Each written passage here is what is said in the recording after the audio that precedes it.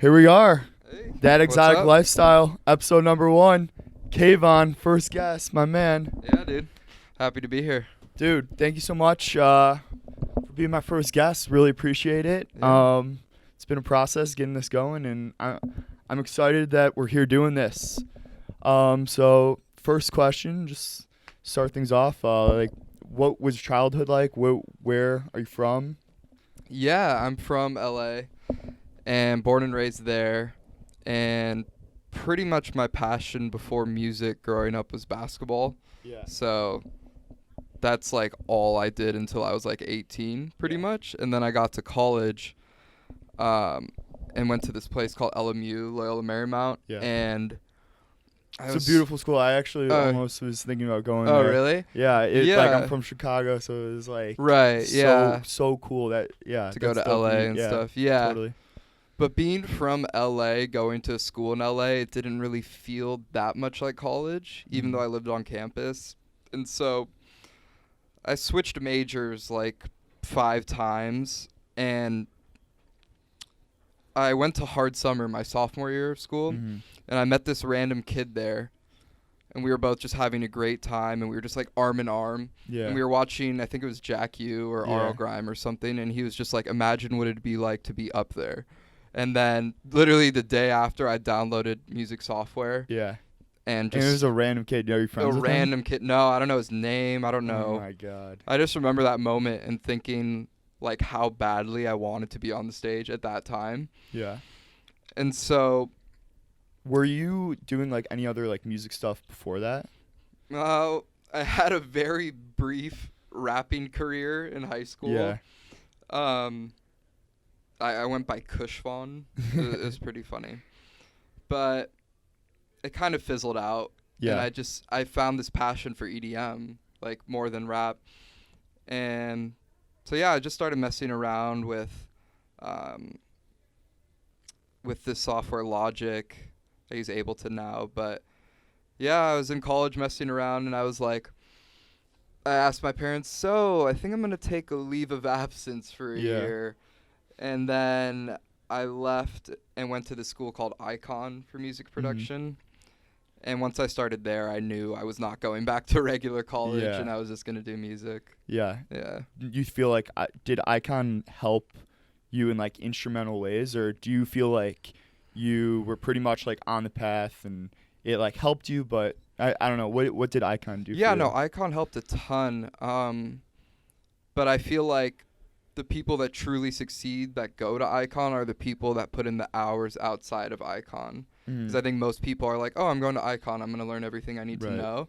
When in reality, I could have done it without Icon. It just would have taken me longer because Yeah. everything is on YouTube. Right. Like, everything's on YouTube. And most people, I feel like most producers aren't, like, classically trained at a school or whatever. Yeah. And the amount of tutorials on YouTube right now is crazy, so.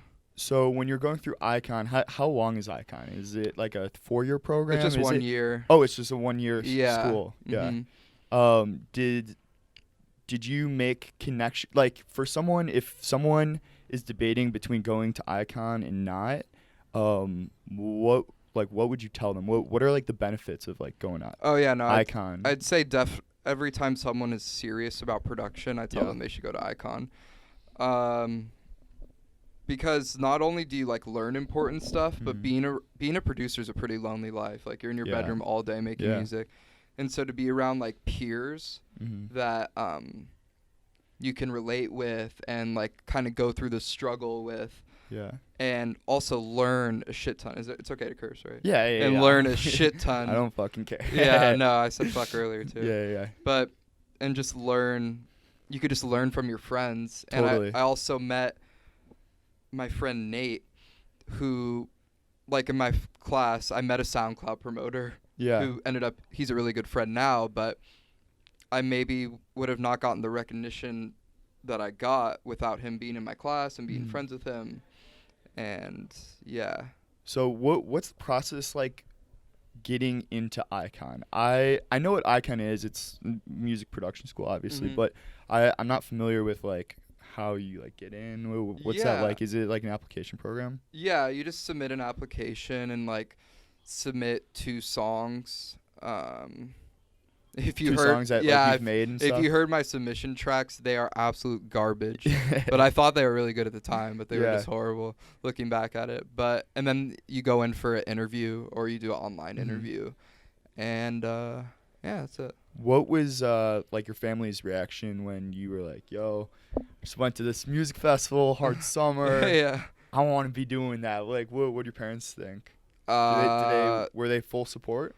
No, well, like, my mom was fully supportive because she saw how unhappy I was. Yeah.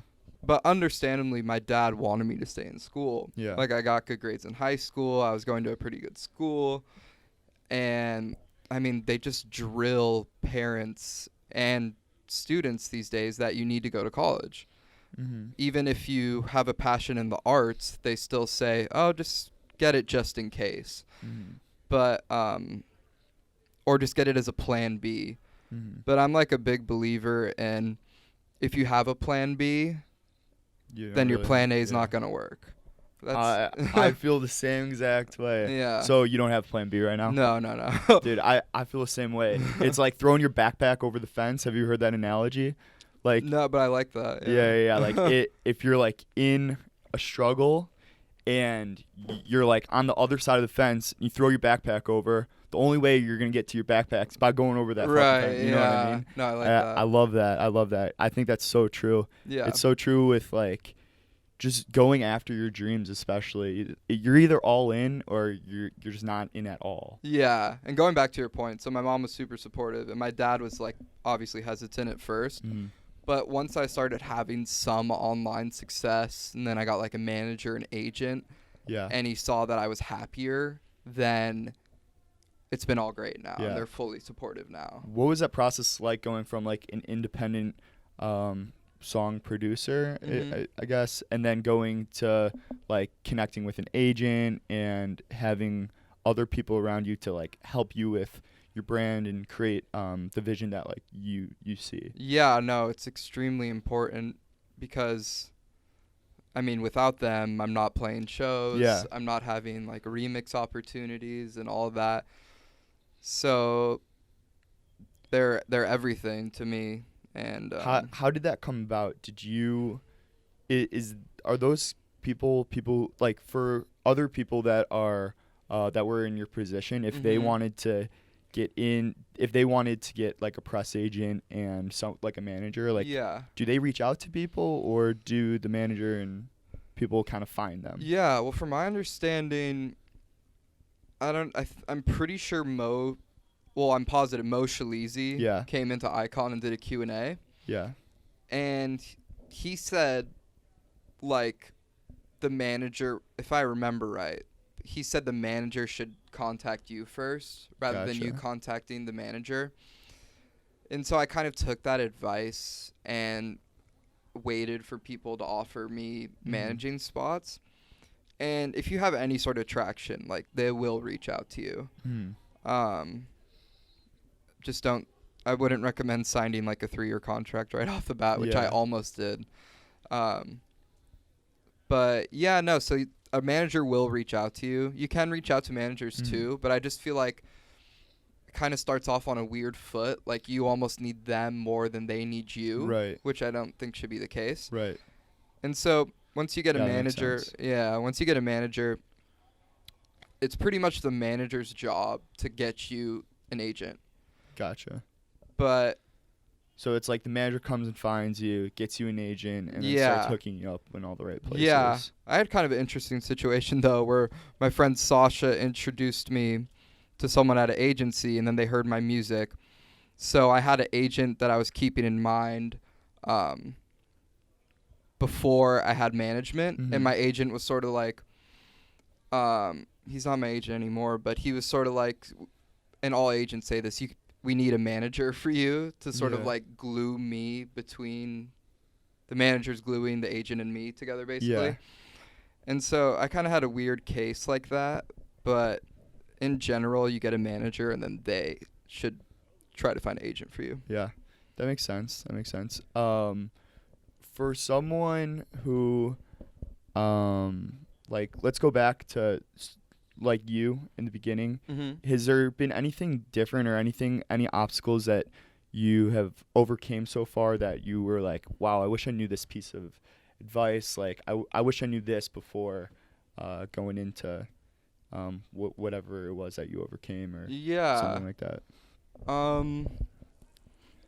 So just about like my struggles to get here, basically. Yeah, for sure. And like you were talking about like how lonely it is at first, and like trust me, I understand that, especially being like a Yeah. videographer, photographer. Mm-hmm. I'm such an extrovert that I know in videography and photography, for the most part, you're editing by yourself, so it's a lot being by yourself, and I had to learn like how to cope with that. Yeah. Is there anything like that for you that you feel like you wish you kind of knew before you started producing music, or? Yeah. Well, I mean, there's nothing, I don't have anything against weed or anything Yeah. like that, but I was just using it heavily for like 5 Yeah. years. And I was using it as a pacifier. Like, so I was like smoking alone. I'd prefer smoking alone, which is Mhm. where I think it can get kind of like sticky. Yeah. And all of a sudden I just had this like, every time I smoked, I'd have an anxiety attack and think I was dying, which Yeah. makes no rational sense. Yeah. But that's just what an anxiety attack is. And I've heard the word anxiety attack, but I didn't know what it meant really until you actually go through one. You don't really know what an anxiety attack is like. 100%. So once I went through that, I was like, okay, this can't be that essential to my life if it's making me feel this way. Like, I literally went and bought a drug test to see if I was drugged because I was like tripping out that hard. Dang. And I'd been smoking Yeah. all day for 5 years. Yeah. And all of a sudden overnight, it's like wires crossed in my brain. And instead of being totally relaxed, I was extremely anxious. Yeah. Um, What do you think that was from? Do you think it was from like you wanting to push forward farther with your Yeah. career, and you were just you felt like it was holding you back, or do you think it was just like something tripped in your brain? I don't know. That's a good question. 'Cause like, maybe it's my subconscious going like saying to grow up and shit. But at the same time, I think my body just changed. Yeah. Because I don't know. I heard somewhere like your taste buds change every 7 years, and like Yeah. your body just like changes. So my body's just like doesn't vibe with weed right Yeah. now. So that's been difficult to overcome, to try to find something that makes me feel as good. Yeah. Like besides music. Like Totally. music's the best drug, but yeah, it's just been interesting being like pretty much mostly sober besides drinking sometimes. Yeah. I feel that. So I know would you say your slogan is like the story of a rebirth? Mhm. Would you say that has to do with like the weed, or like it's just why is that your slogan or Yeah. your brand? I Yeah, it guess? wasn't about the weed because I was Yeah. still. I wasn't quite. I took a little break from smoking when I put out Reborn. Maybe not the weed like But yeah, particularly, but why like I just called it like that. yeah. Yeah. No, so for me personally, it was about leaving the safe path in life of college and stuff. And also my whole like rap persona Yeah. and like my like love of rap, and sort of becoming reborn into who I thought was really me, Kayvon. And yeah, that was kind of like when I thought of reborn and rebirth, like I'm being reborn into like the life I want to live now. Whereas before I was kind of just like pushing it out and society was telling me not to do it. But I called it Reborn because I feel like everyone can sort of relate to that, and they kind of have this point in life where they can take the crazy dream that no one thinks will happen, or they can go the safe life and get a college job, white picket fence, family, all that, whatever. And so I think a lot of people resonated with it because everybody wants to be reborn into their true selves, because I feel like society like kind of taints who they really are at first, and some people never find their real selves, and they realize it when they're dying, like, oh, I should have done this, I should have done that. And yeah, that's basically it. So it's like a story of just like you being genuine and authentic. Yeah, and just doing what you want in life, Yeah. and not what feels comfortable or what society says. Totally. Yeah. Totally. So is Kayvon's your first name? Yeah. Yeah, it's my real Gotcha. first name. What a cool first name. I mean, Thanks, man. Yeah. It's like it's perfect for like a cool brand. Yeah. It doesn't sound like a name. Is that like, well, why did your parents name you Kayvon? Yeah, Is yeah. it a nationality thing? Or Yeah, they so- are just cool people. Yeah, no, I'm half Persian. Okay. So my dad's from Iran, Okay. and my mom's white, like European. She's from Michigan. So my parents are very, very different people. Yeah. And they had this agreement before they had kids. If it's a boy, we'll give him a Persian name, and if it's a girl, we'll give her an American name. So my sister's name is Faith, and That's I'm a cool name Kayvon. too. Yeah. Yeah, and I'm Kayvon, and Kayvon in English means Saturn Yeah. from Farsi, which is what people from Iran speak. That's super cool, dude. Yeah. Yeah, Thanks, what a man. name. I'm a fan of like weird names. I Yeah, love them. yeah. Like different names. Like when everyone's named like the same name, it's like Yeah. Jack, Jill. It's like I love those it too. those like stereotypical names. It's like Victor. Victor. All right, yeah, but Victor the Fourth. Victor the Fourth. That's cool. Like, Yeah. uh, No, I hated it growing up in class because Yeah. like every teacher would say it wrong the first day. Yeah. I was like, I just wish I had a name that's normal, like Max or something like that. But Really? when I was a kid, yeah. Yeah. And I didn't start liking it until like pretty recently. Like I like being unique now. Yeah. Whereas I feel like when you're younger, you kind of just want to fit in Totally. more. I feel that. What's it like going from a kid who like loves electronic dance music and like has been in festivals and now like you're playing on stage? What's that transition like? Yeah. Yeah, you just talk about it. Yeah. Well, I'm like not gonna prompt the if I would have told myself in 2015 when I was at Hard Summer that I'd be playing Hard Summer in 2019, I'd be like, no fucking way, that's insane. Yeah. And it is fucking insane. But when you do all the work to get there, it doesn't feel as mind-blowing. Right. It's almost like I've worked for this and I've earned this, you know? And Hmm. it's still fucking mind-blowing, but I feel like with any goal in life, when you achieve what you want to achieve, it's not a surprise or mind-blowing because you worked for it. Right. Yeah. No, I completely agree. Mm-hmm. Especially when you put in like the thousands of hours of Yeah. producing by yourself in your room all the time, and then like you're making music and it's getting out to people.